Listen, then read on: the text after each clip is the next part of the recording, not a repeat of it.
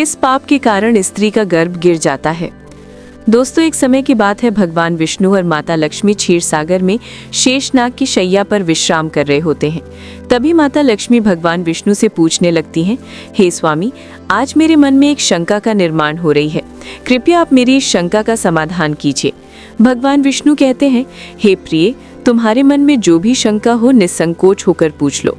तुम्हारे हर शंका का समाधान करना मेरा कर्तव्य है। देवी लक्ष्मी कहती हैं, हे प्रभु, आप तो सब कुछ जानते हैं। संसार के कण कण में आपका ही वास है। आप ही जन्मदाता हैं और आपकी ही आज्ञा से काल प्राणी को ग्रहण कर लेता है।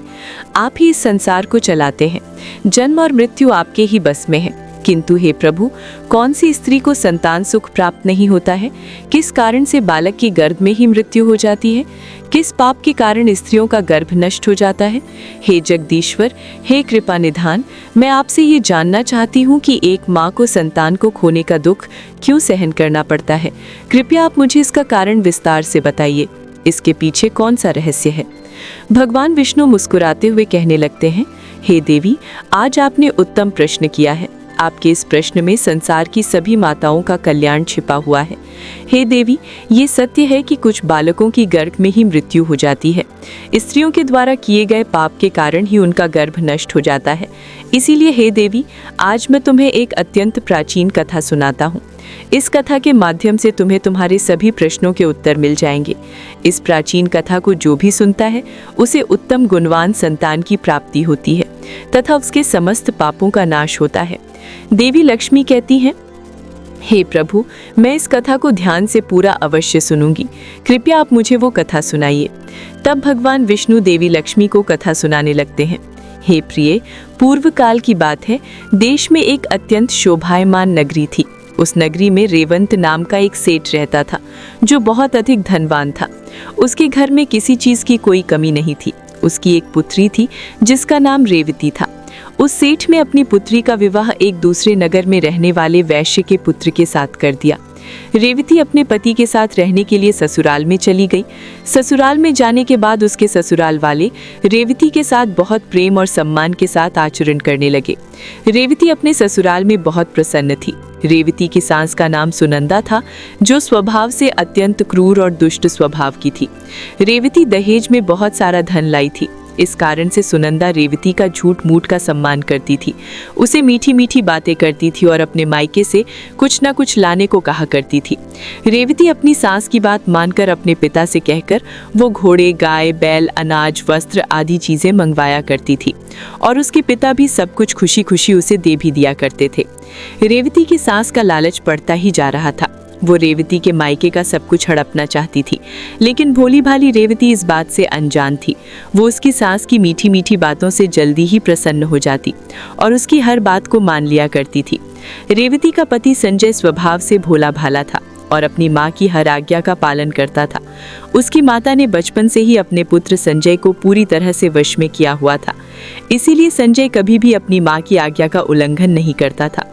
रेवती को उसके ससुराल में सभी का बहुत प्रेम मिलने लगता था, जिससे रेवती बहुत ही खुश रहने लगी थी।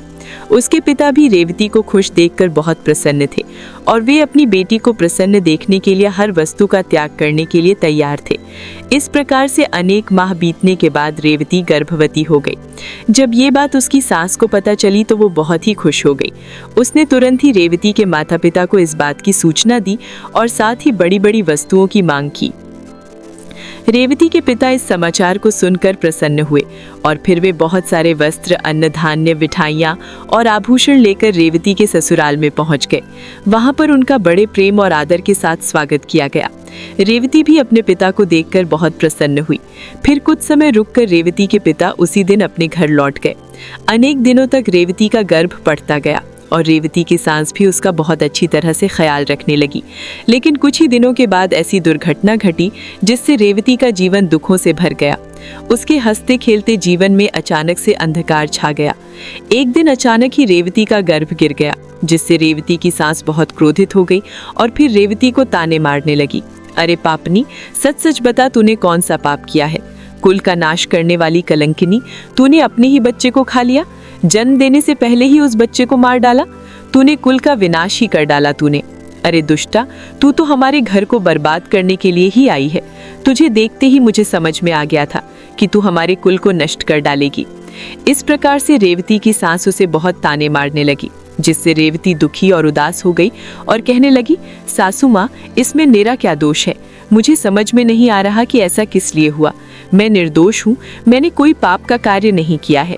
लेकिन रेवती की सास को उस पर थोड़ी भी दया नहीं आई और वो कहने लगी, अरे दुष्टा, पापिनी, कुल्टा, चंडालनी, तूने अवश्य कोई पाप किया है जिससे तेरी संतान गर्भ में ही मर गई। कुल्टा और पापिनी स्त्रियों के बच्चे पेट में ही मर जाते हैं।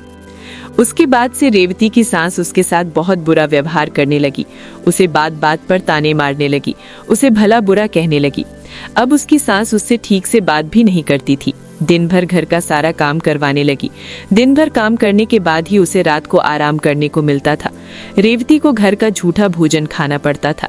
अचानक से अपनी सास का ऐसा बदला हुआ रूप देखकर रेवती को बड़ा डर लगने लगा और वो अपनी सास के सामने आने से भी डरने लगी। फिर और कुछ महीने बीत जाने के बाद रेवती फिर से गर्भवती हो गई, जिससे उसके घर वाले सभी प्रसन्न हो गए। लेकिन रेवती की सास को उतनी खुशी नहीं हुई। वो उसे ताना ही मारा करती थी, एक बच्चे को तो खा गई, पता नहीं अब इसे भी जीवित रखेगी या खा जाएगी, इसका कोई भरोसा नहीं। ये तो डायन है, डायन। मेरा बेटा एक चुड़ैल से शादी करके वो घर पर लाया है। लेकिन रेवती चुपचाप सहन करती रही। इस बार रेवती की सास ने रेवती के पिता को इस विषय में कोई समाचार नहीं दिया और वो चुप ही रही। इधर धीरे धीरे रेवती का गर्भ पड़ने लगा। रेवती गर्भ धारण की हुई अवस्था में भी घर का काम करने लगी। बहुत काम करके थकने के बाद भी रेवती की सास को उस पर दया नहीं आती थी। इस बार रेवती को 9 महीने पूरे हो गए और अब उसका प्रसूति का समय आ गया। रेवती को कमरे में ले जाया गया और फिर रेवती बालक को जन्म देने लगी। जब रेवती ने बालक को जन्म दिया तो इस बालक के मुख से कोई आवाज सुनाई नहीं दी। वो बालक कोई भी हलचल नहीं कर रहा था। इस बार रेवती ने एक मरे हुए लड़के को जन्म दिया था। इस बात को सुनते ही रेवती बहुत दुखी हो गई और जोर जोर से रोने लगी।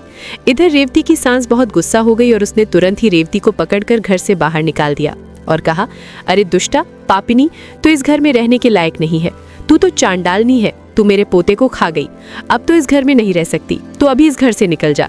आज के बाद मैं तुझे इस घर में रहने नहीं दूंगी। तू कहीं पर जाकर मर जा, किसी नदी में कूद जा या अग्नि में जलकर भस्म हो जा, लेकिन इस घर में मैं तुझे अब रहने नहीं दूंगी। इस प्रकार से ताना देते हुए रेवती के सास ने उसे घर से धक्के मारकर भगा दिया। रेवती का पति भी ये सब चुपचाप देख रहा था, उसने भी कुछ नहीं कहा। फिर रेवती वैसी ही अवस्था में घर से चली गई। वह चलते चलते एक जंगल में पहुंच गई। वो जंगल बहुत घना और भयानक था। उस जंगल में कोई मनुष्य दिखाई नहीं पड़ रहा था। फिर रेवती को उस जंगल में एक बहुत ही बड़ा और सुंदर वृक्ष दिखाई पड़ा। उस वृक्ष के पास एक बहुत ही सुंदर आश्रम था। रेवती जल्दी से उस आश्रम के पास चली गई और इधर उधर देखने लगी, तो वहां पर उस आश्रम में कोई भी नहीं था। रेवती वहीं बैठकर विश्राम करने लगी। रेवती इतनी डरी हुई और उदास थी कि वो अपने पिता के घर पर भी जाना नहीं चाहती थी। उसे ये भय लगने लगा था कि कहीं उसकी वजह से पिता का समाज में अपमान न हो। इसीलिए उसने उसी जंगल में रहने का निर्णय लिया और वो उसी आश्रम में निवास करने लगी। वहीं बैठकर रेवती भगवान विष्णु की पूजा करने लगी और उनकी भक्ति में डूब गई। अनेक दिनों तक वहां पर उसने भगवान विष्णु की तपस्या की। फिर कुछ दिनों के बाद उस आश्रम पर एक साधु एक गाय को लेकर पधारते हैं। वे साधु अत्यंत विलक्षण थे। उनके मुखमंडल पर तेज था। ऐसा प्रतीत हो रहा था कि उन्होंने सैकड़ों वर्षों तक तपस्या की है। जब रेवती उन साधु को देखती है तो बड़ी प्रसन्न होती है और उनका स्वागत करती है और कहती है, पधारिए हे साधु महाराज, आपका स्वागत है। आप कोई महान पुण्यात्मा दिखाई पड़ रहे हैं। रेवती के ऐसे वचन सुनकर साधु महाराज कहते हैं, हे पुत्री, तुम कौन हो और किस कारण से इस वन में अकेले निवास कर रही हो? यदि कोई गोपनीय बात ना हो तो मुझे सच सच बताओ। तुम यहाँ पर अकेले क्यों रह रही हो? तुम पति कहाँ पर है और तुम्हारे दुख का क्या कारण है? तब रेवती कहती है, हे साधु महात्मा, मैं अत्यंत दुखी हूँ और मेरी सासू माँ ने मुझे घर से निकाल दिया है, इसीलिए मैं इस वन में निवास कर रही हूँ। साधु कहते हैं, हे पुत्री, तुम्हारी सास ने ऐसा क्यों किया? किस कारण से तुम्हें घर से निकाल दिया है? तब वो रेवती कहती है, हे साधु महात्मा, मेरी पहली संतान गर्भ में ही नष्ट हो गई और जब मैंने दूसरी संतान को जन्म दिया तो वो मरी हुई थी। इसी कारण से क्रोधित होकर मेरी सास ने मुझे घर से निकाल दिया है। अब मैं अपना यहीं पर निवास कर रही हूँ। पिता का अपमान न हो इसीलिए मैं उनके पास भी नहीं जा रही हूँ। कृपया आप ही मेरे दुख दूर कीजिए। मैं कहाँ जाऊँ? अब मैं क्या करूँ? इस प्रकार से रेवती द्वारा पूछने पर वे साधु महात्मा कहने लगते हैं, हे पुत्री, ये तो बड़ी दुख की बात है, किंतु तुम चिंता मत करो। मैं तुम्हें कुछ उपाय बताता हूँ। तुम उस उपाय को करो जिससे तुम्हें उत्तम संतान की प्राप्ति होगी। तुम इस गाय को अपने पास रखो, इसकी सेवा करो। इसकी सेवा करने से तुम्हें उत्तम संतान सुख प्राप्त होगा। अब मैं तुम्हें गर्भ धारण की हुई स्त्री को जिन नियमों का पालन करना चाहिए उस विषय में बताता हूँ। इसे तुम ध्यान से सुनो। हे पुत्री, किसी भी स्त्री को मासिक धर्म के दौरान पति के साथ संबंध स्थापित नहीं करना चाहिए और पति को स्पर्श भी नहीं करना चाहिए। इससे संतान गर्भ में ही गिर जाती है। गर्भ धारण की हुई स्त्री को भगवान की पूजा में तत्पर रहना चाहिए। उसके मुख पर सदैव ही प्रसन्नता होनी चाहिए। गर्भ धारण की हुई स्त्री को कभी दुखी और निराश नहीं रहना चाहिए। उसे बुरे आचरण वाली स्त्री से दूर रहना चाहिए। उनसे बातचीत नहीं करनी चाहिए। एक गर्भवती स्त्री को कभी दूसरों के घर का भोजन नहीं करना चाहिए। गर्भिणी स्त्री को सूप की हवा से बचकर रहना चाहिए। सूप की हवा लगने से भी गर्भ का नाश होता है।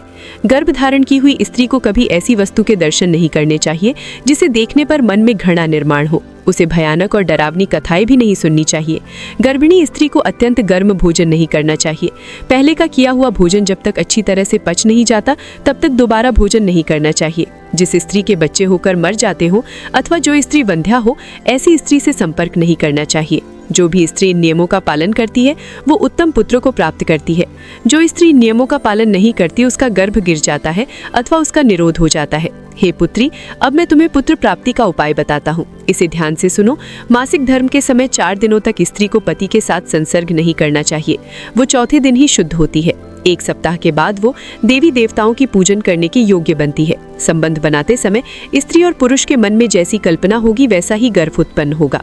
इसमें संदेह नहीं है। युग्म तिथि वाली रात्रि में सहवास करने से पुत्र होता है और युग्म में सहवास करने से कन्या का जन्म होता है। युग्म तिथि का अर्थ होता है द्वादशी, चतुर्दशी, षष्ठी, अष्टमी, दशमी और अयुग्म तिथियां होती हैं एकादशी, त्रयोदशी, पंचमी, सप्तमी और नवमी। ऋतुकाल में पहले सप्ताह को छोड़कर दूसरे सप्ताह में स्त्रियों को सहवास करना चाहिए। स्त्रियों का ऋतुकाल 16 रात्रियों का होता है। यदि स्त्री मासिक धर्म के बाद 14वीं रात्रि में सहवास करती है तो उस गर्भ से गुणवान, भाग्यवान, धनवान तथा धर्मनिष्ठ पुत्र का जन्म होता है। ऋतुकाल के 5वें दिन स्त्रियों को कटु, तीक्ष्ण और गर्म भोजन का परित्याग करके मधुर अर्थात मीठा भोजन करना चाहिए, क्योंकि स्त्रियों की कोख औषधि पात्र होती है और पुरुष का बीज अमृत तुल्य होता है।